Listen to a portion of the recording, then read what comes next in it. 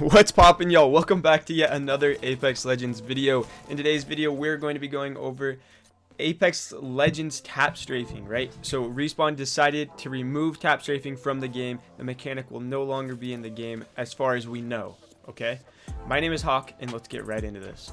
So Respawn tweeted out yesterday, after much consideration and debate, we've decided to remove tap strafing from @PlayApex in patch 10.1. Our reasoning: it's inaccessible, lacks readability / counterplay, and it's exacerbated by movement abilities. The next patch notes will include a more detailed note about this. So it could be in the game in some form still, because it said it will include a more detailed note about this. So we could be optimistic about that still. So now where I want to take this video, I want to look at it from the competitive mouse and keyboard, esports standpoint, what the pros are saying. Then we're going to look at what the more casual controller players are saying about this. And then finally, we're going to talk about the financial benefits that Respawn could stand to gain from removing tap strafing. We're going to look at it from all three of those sides. So first, let's go look at what the pros have to say. TSM Tanner Slay says, first B-Hop healing removed, now tap strafe removed, and aim assist hasn't been touched. Shake my head. So a lot of the pros are still mad about tap strafe, or about aim assist being in the game and being so strong. At least on PC and tournaments, they did reduce the aim assist to what computer aim assist should be, even when someone's playing from a console. So that is one good step in the right direction. Honestly, I'm not going to talk about aim assist too much in this video. Let's move on to the next pro. So RPR, who's a pro Apex Legends player, says, we removing tap strafe, but the anti-cheat still in shambles, the rank system still fundamentally flawed, and we're still favoring the wall hack meta. Can't help to feel like our priorities are messed up here. So yeah, he does speak some facts here, because the anti-cheat is not good, but I understand it's really hard to make an anti-cheat. I'm not trying to defend Respawn at all. The anti-cheat should definitely be better. Ranked has been in shambles for, I don't know, maybe the whole entire life of this game. I don't know. As far as I can remember, ranked has been a mess, and now coming over to arenas, it is still a mess. Now, Mr. PWN, he says, the aim assist versus tap strafe debate is hilarious. One is an actual feature intended to make controllers viable. The other is literally a bug in the game code people are exploiting.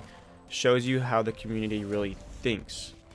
So this is just a look about what the controller casual players seem to think. Not saying any hate to PWN, calling him casual.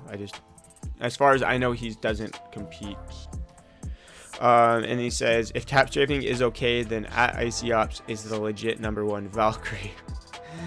So if you guys don't know, IcyOps has over 100,000 Valkyrie kills because of an exploit that allowed him to basically just farm kills for the stat tracker.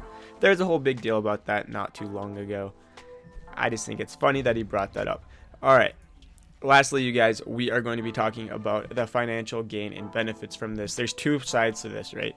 So majority of Apex Legends players are on console and controller, right? That's where the majority of the audience lies. And when you have this giant company that has investors, you need to do things that are going to be profitable for the company to make the investors happy. If the investors aren't happy, they're going to pull their investments. It's how business works, right? So with the majority of the player base being on controller / console, they need to financially cater to them, whether we like it or not. That's just how a business works, especially one of being EA, being this large. It's just how it works. They have to cater to the larger audience, and unfortunately, the competitive / pro / mouse and keyboard audience and player base is a lot smaller. There's only a few pros. I don't know how many exactly there are. There might be like 50 to 100 pros in quotations, but there's millions of casuals. So you're gonna have to cater to the casuals.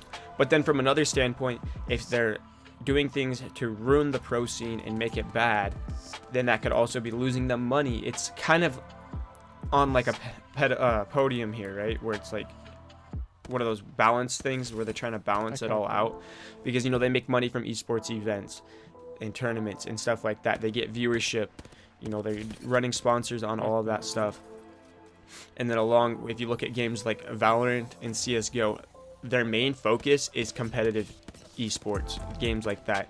And they thrive and make so much money because they thrive in the competitive esports and cater to the keyboard and mouse players. So both ways are, I don't know how to go about this, but I mean, like, both ways could either lose them money or make them money. And I think the safer bet here is to cater to the casuals, because Apex Legends just has way more casuals than someone that plays Valorant or CSGO.